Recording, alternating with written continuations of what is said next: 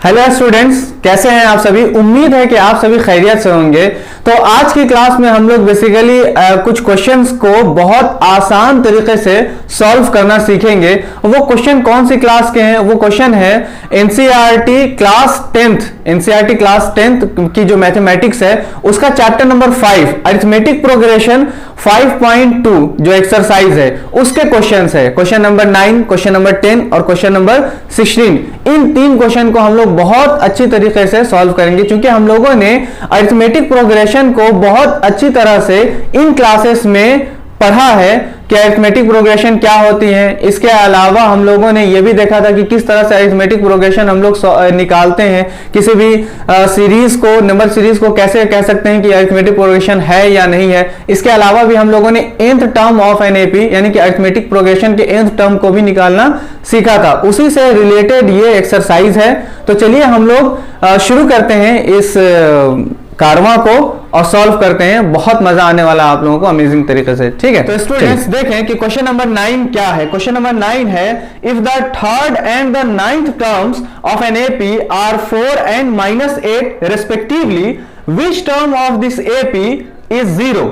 अब यहां पे ये कह रहा है, क्या कह रहा है कि अगर यहां पे third term and ninth term of NAP क्या है, 4 है और -8 है, तो वो कौन सा ऐसा टर्म है जिस टर्म पे मेरा जो नंबर है वो क्या होगा, 0 होगा। यानी कि बेसिकली हम लोगों को टर्म निकालना है। तो हम लोगों ने इसे बहुत अच्छी तरीके से देखा था, nth टर्म को निकालने के लिए देखा था और हम लोगों ने राधा वाली एग्जांपल्स भी ली थी।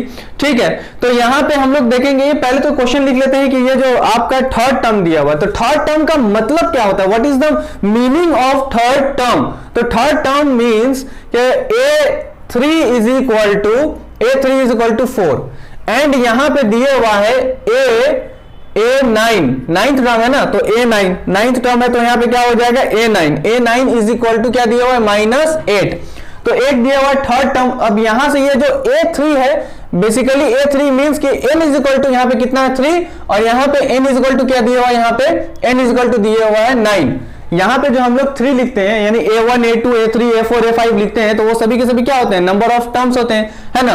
तो यहां n मेरा क्या हो गया 3 और n यहां पे n मेरा क्या हो गया 9 हो गया। तो यहां से 2 टर्म्स यहां पे आ गए, यानी 2 इक्वेशन यहां से निकलेगी। ठीक है, अब यहां पे कह रहा है कि वो टर्म, आपको वो टर्म बताना है जिस टर्म पे कौन होगा, 0 होगा। तो जो टर्म निकालना है उस टर्म के बारे में हम लोगों को पता नहीं है, तो यानी कि an निकालना है कि an बराबर कितना होना चाहिए, 0 होना चाहिए। तो हमें an निकालना है। आई नहीं ये बात समझ में? ठीक है, तो n निकालना है बेसिकली यहां से कि n is equal to what, n is equal to 0 का मतलब n निकालना है हम लोगों को कि n is equal to what. आगे नहीं ये बात समझ में? तो अब यहां से इसको सॉल्व करते हैं। सॉल्व करने के लिए हम लोगों के पास इसका क्या है, इसका फॉर्मूला है। अब यहां से हम लोग देखते हैं कि an इसमें हम लोग देखेंगे कि an इज इक्वल टू क्या देखते हैं हम लोग, a plus n minus 1 into d. ये हम लोगों का बेसिक फॉर्मूला है और किस तरह से ये निकला था इसे भी हम लोगों ने बहुत अच्छी तरह से क्लास में फाइंड किया है।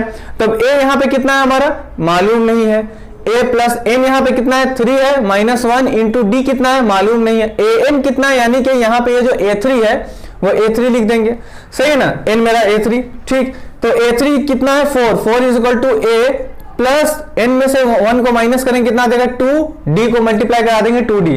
तो यहां से जो मेरी इक्वेशन निकली है a plus 2d is equal to 4, ये इक्वेशन 1 आ गई ये बात समझ में? इसे हम लोग इक्वेशन 1 ले लेंगे। इसलिए इसे इक्वेशन 1 ले लेंगे क्योंकि यहां पे ना तो a मालूम है ना ही हम लोगों को d मालूम है, तो यहां से भी वही निकलेगा।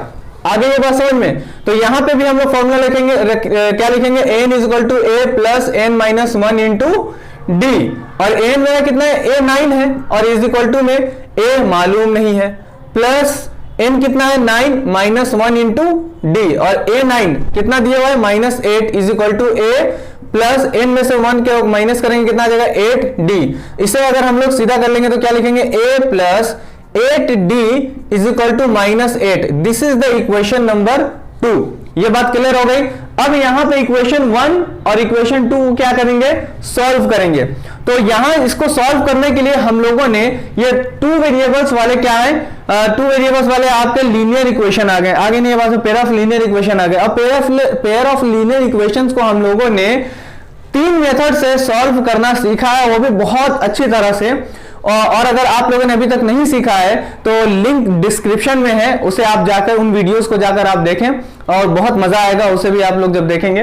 तो इसे आप देख लीजिए कि इसे हम लोग कैसे सॉल्व करते हैं two pair of linear equation in 2 variables को। यहाँ पहली इक्वेशन है, यहाँ दूसरी इक्वेशन है, तो इसे क्या करेंगे, दूसरी इक्वेशन को यहाँ रख लेंगे, दूसरी इक्वेशन को a plus 8d is equal to -8, ये इक्वेशन नंबर 2 आ गई। अब हम लोगों को ये बात मालूम है कि हम लोग क्या करते हैं, पहले कोफिशिएंट्स को, उस वेरिएबल को जिसे हम लोगों को क्या करना होता है, गायब करना होता है, उनके वेरिएबल का जो कोफिशिएंट होता है उन्हें ये सेम करना होता है, फर्स्ट इक्वेशन और सेकेंड इक्वेशन दोनों के। और उसके बाद अगर वो सेम हो जाए तो उसके बाद हम लोगों को उनके साइन को डिफरेंट करना होता है, यानी कि +1 है तो दूसरे को क्या करना पड़ता है, माइनस में करना पड़ता है। ठीक है, तो यहाँ पे देख लीजिए पहले से ही हमें यहाँ पे a और a दोनों सेम दिखाई दे रहे हैं, यानी कि इनके कोफिशिएंट सेम है, लेकिन इनके जो साइन है वो क्या है, सेम है। तो साइन को क्या करेंगे, डिफरेंट कर देंगे। तो ये चूंकि हम लोग साइन जो डिफरेंट करते हैं, इक्वेशन नंबर 2 की साइन को डिफरेंट अलग करते हैं, तो ये इसके साथ कौन सा साइन है, इसके साथ प्लस है, तो यहाँ क्या लगा देंगे, माइनस। इसके साथ क्या है, प्लस, यहाँ माइनस। इसके साथ क्या है, माइनस, यहाँ क्या लगा देंगे, प्लस लगा देंगे। अब ये प्लस और ये माइनस, प्लस माइनस माइनस, ये दोनों जीरो हो जाएंगे। ठीक है, तो ये हो गए जीरो।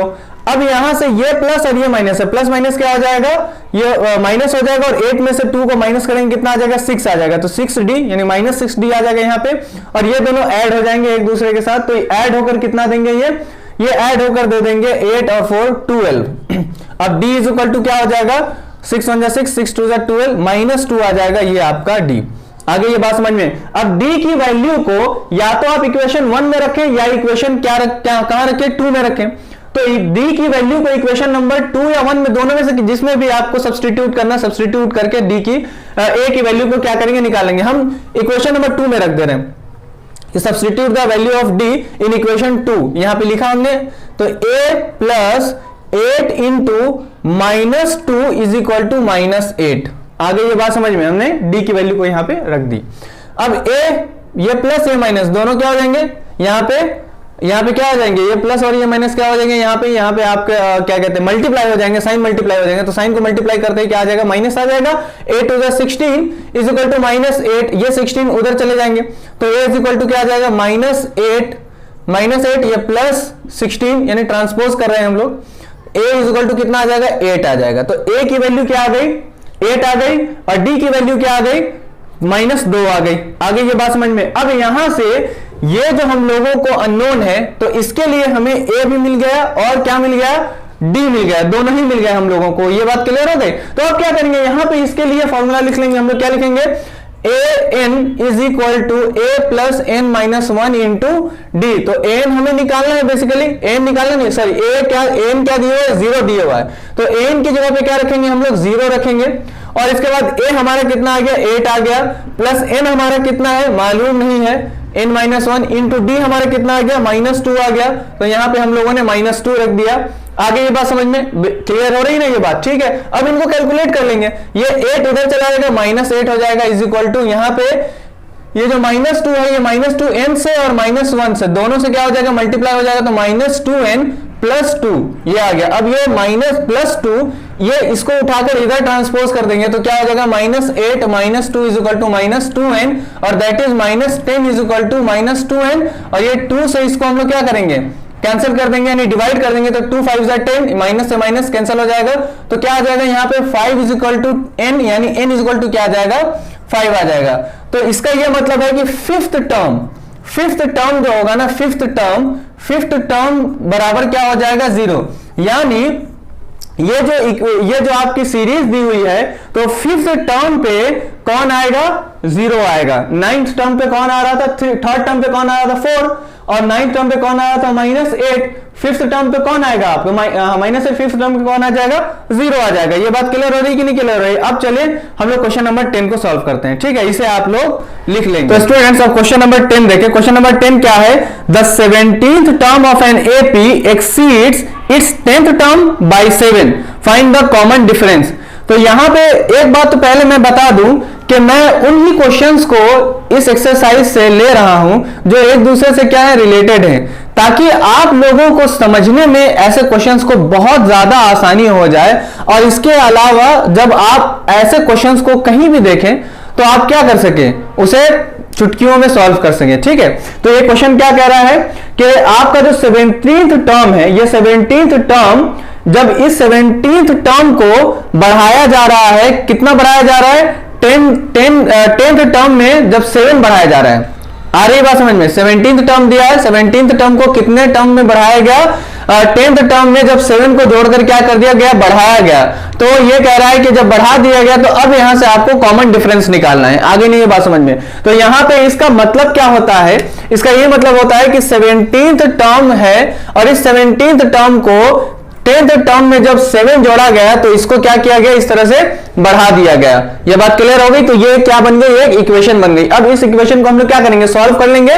17th टर्म का क्या मतलब होता है, A17, आगे नहीं ये बात समझ में, A17, और 10th टर्म का क्या मतलब हो गया, A10।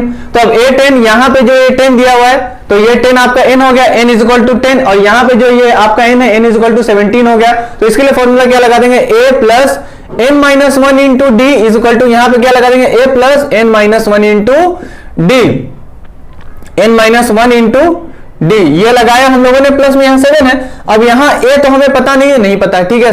n कितना है, 17 minus 1 into d is equal to a plus n कितना है यहाँ पे, 10 माइनस 1 इंटू डी प्लस 7। और यहां पे क्या करेंगे, अब इसको कैलकुलेट करेंगे तो a प्लस 17 में से 1 को माइनस करेंगे 16 और d से मल्टीप्लाई करा देंगे d, और a प्लस यहां पे 10 में से 1 को माइनस करेंगे 9 और 9 को d से मल्टीप्लाई करा देंगे 9d प्लस 7। आगे ये बात समझ में। अब यहां पे इन दोनों टर्म को, चूंकि ये दोनों टर्म इस तरफ है, लेफ्ट हैंड साइड में, तो इन्हें भी हम लोग क्या करेंगे, लेफ्ट हैंड साइड में ले आते हैं। a plus 16d minus a minus 9d is equal to 7 बचेगा इस तरफ में। अब यहां से देखें आप, ये जो आपका a है ये प्लस में और ये आपका a किसमें है, माइनस में है। तो ये दोनों a प्लस माइनस हो जाएंगे और यहां से क्या हो जाएगा, ये 0 हो जाएगा। और ये 16d है और ये माइनस 9d है, इनको भी हम लोग क्या करेंगे, प्लस माइनस कर देंगे, यानी कि ये माइनस कर देंगे यहां पे, तो कितना आ जाएगा, 7d इज इक्वल टू 7 आ जाएगा। तो d इज इक्वल टू क्या आ जाएगा, ये d आपका 7/7, यानी कि यहां से भी हम लोग कैलकुलेट कर सकते हैं, 7/7 d इज इक्वल टू क्या आ गया आपका, 1 आ गया। तो यहां से कॉमन डिफरेंस ही इस क्वेश्चन में निकालने को कह रहा था। अब यहां पे आपको ये बात समझने की है कि ये जो क्वेश्चन कह रहा है, क्या कह रहा था क्वेश्चन, ये बात समझ में आ रही है, ठीक है। तो चले फिर अब इसके बाद हम लोग क्वेश्चन नंबर 16 पे चलते हैं। तो स्टूडेंट्स अब हम लोग क्वेश्चन नंबर 16 देखते हैं। क्वेश्चन नंबर 16 क्या कहता है, कहता है कि determine the APs whose third term is 16 and the 7th term exceeds the 5th term by 12। अब यहां से इसका क्या मतलब है, इसका बेसिकली यही मतलब है कि ये क्वेश्चन ये कहना चाहता है कि आपको एक सीरीज बनानी है, एक एपी बनानी है, और उस एपी का जो थर्ड टर्म है वो थर्ड टर्म 16 है, और जो 7th टर्म है वो 7th टर्म 5th टर्म के, जब 5th टर्म में 12 को जोड़ दिया जाता है उससे क्या है, वो इतना ज्यादा है 7th टर्म। आगे ये बात समझ में। तो ये जो 7th term exceeds 5th term by 12 है, ये जो क्वेश्चन है ये बिल्कुल ही आपका जो क्वेश्चन नंबर 10 है वो उसके जैसा है। इसीलिए मैंने इस तरह के क्वेश्चन को इस वीडियो में ली है, ताकि आप लोगों को ऐसे क्वेश्चन को समझने में बहुत क्या हो जाए, आसानी हो जाए। ये बात समझ में आ रही कि नहीं आ रही है। तो यहां पे ये जो क्वेश्चन नंबर इसका पहला ये जो कह रहा है क्वेश्चन नंबर 16 का, कि एक एपी की जो एक एपी का जो क्या कहते हैं आपका जो थर्ड टर्म है वो 16 है। तो क्या मतलब है इसका थर्ड टर्म का, थर्ड टर्म का मतलब हो गया कि A3, ठीक। तो A3 कितना है, 16 है। और इसके बाद में उसी एपी का जो 7th टर्म है, कौन सा टर्म, 7th टर्म, वो किससे ज्यादा है, 7th टर्म, इसका 7th टर्म है ना, 7th टर्म किससे ज्यादा है, इसके 5th टर्म में जब हम लोग किसको ऐड कर देते हैं, 12 को ऐड कर देते हैं, तो इससे क्या है, ये ज्यादा है। ये बात समझ में आ गई। तो ये अब हमारी इक्वेशन बन गई, एक इक्वेशन ये बन गई, एक इक्वेशन ये बन गई। तो अब दोनों को क्या करेंगे, फिलहाल अभी सॉल्व करेंगे। तो A3 यहां पे क्या रखेंगे, a plus n minus 1 into d is equal to 16, यही हमारा फॉर्मूला आएगा।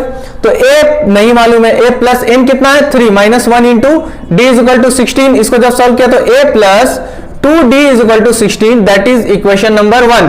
अब इसे जब सॉल्व करेंगे तो इसके लिए क्या लिखेंगे, a plus n minus 1 into d is equal to a plus n minus 1 into d plus 12, ये जो a plus n minus 1 into d रखा है हम लोगों ने a5 के लिए रखा है। अब यहां से जो a7 है तो यहां से a7 का मतलब कि n इज इक्वल टू 7, यहां से a5 का मतलब कि n इज इक्वल टू 5। आगे नहीं ये बात समझ में, तो अब दोनों की वैल्यू को वहां पे क्या करेंगे, पुटअप करेंगे। a प्लस यहां रखेंगे 7 minus 1 into d is equal to यहां रखेंगे a plus 5 minus 1 into d plus 12। अब यहां से a प्लस n माइनस 1 का मतलब क्या हो गया, n माइनस 1 का n माइनस 7 माइनस 1 मतलब 6d is equal to a plus 4d plus 12। अब ये d वाला और a वाले को क्या करेंगे, लेफ्ट हैंड साइड ले आते हैं। तो a plus 6d minus a minus 4d is equal to 12 बचा। तो यहां से ये जो a है और ये है क्या हो जाएगा, 0 हो जाएगा। 6d में से 4d को माइनस करेंगे कितना आ जाएगा, 2d इज इक्वल टू 12।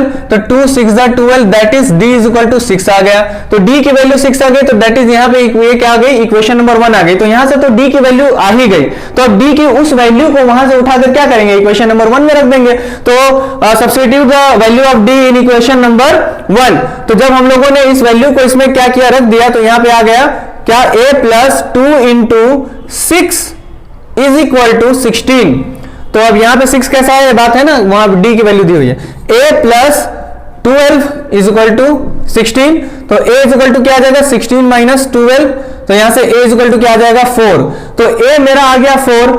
अब हम इसकी सीरीज बनाएंगे, एपी बनाएंगे। तो एपी कैसे बनाते हैं हम लोग यहाँ पे, तो a में d को क्या करते हैं, जोड़ते चले जाते हैं। ये आपकी जो क्या कहते हैं, ये जो d है वो क्या है, फिक्स वैल्यू। तो फिक्स वैल्यू को क्या करते हैं, फर्स्ट टर्म में जोड़ते चले जाते हैं। ठीक है, कैसे जोड़ेंगे भाई, यहाँ पे पहला टर्म रहेगा ही 4, और 4 में फिर 6 को जोड़ेंगे, कितना आ जाएगा 16। फिर 16 में किसको जोड़ेंगे, 6 को जोड़ेंगे तो क्या आ जाएगा, नहीं 4 में 6 को जोड़ेंगे तो आ जाएगा 10, 10 में 6 को जोड़ेंगे तो आ जाएगा 16, 16 में 6 को जोड़ेंगे तो क्या आ जाएगा 12, 12 में 6 को जोड़ेंगे तो क्या आ जाएगा 28। तो ऐसे करके दैट इज ये आपकी क्या आ गई, एक अरिथमेटिक प्रोग्रेशन आ गई, एक सीरीज आ गई।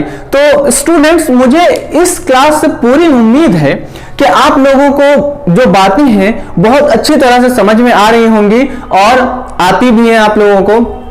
तो इसी तरह से आप लोगों को अपने आप को मैथमेटिक्स में स्ट्रांग बनाना है और आप चाहते हैं कि हाँ इसी तरह के कंटेंट्स, इसी तरह की वीडियोस आपको प्रोवाइड की जाए, तो आप चैनल को बिल्कुल सब्सक्राइब करें ताकि हमें इससे मोटिवेशन मिले और इसके अलावा हम और भी आपके लिए बेहतर से बेहतर कर सकें। जो भी आपकी क्वेरीज हो वो कमेंट सेक्शन में पूछें हमसे, और इसके अलावा आपकी कोई डिमांड हो, आप चाहते हो स्पेसिफिकली कि इस टर्म पे या इस टॉपिक पे कोई वीडियो आपको प्रोवाइड की जाए, तो आप कमेंट सेक्शन में पूछिए हमसे। आप इंस्टाग्राम पे आकर आप हमसे सवाल कर सकते हैं, वहां आप आकर पूछ सकते हैं। वहां पे आपकी कोई क्वेरी हो तो वहां पे आप पूछ सकते हैं। वहां आपको और भी चीजें प्रोवाइड की जाएंगी, पीडीएफ वगैरह भी दी जाएंगी क्वेश्चंस के, सही है ना। तो आप आए, आप पूछें, आप अपने आप को मैथ्स में स्ट्रांग बनाएं ताकि आपको आने वाली जितनी भी दिक्कतें हैं उन दिक्कतों का सामना ना करना पड़े जो और स्टूडेंट करते हुए आए हैं या हम लोगों ने इन दिक्कतों का सामना किया है। ठीक है, तो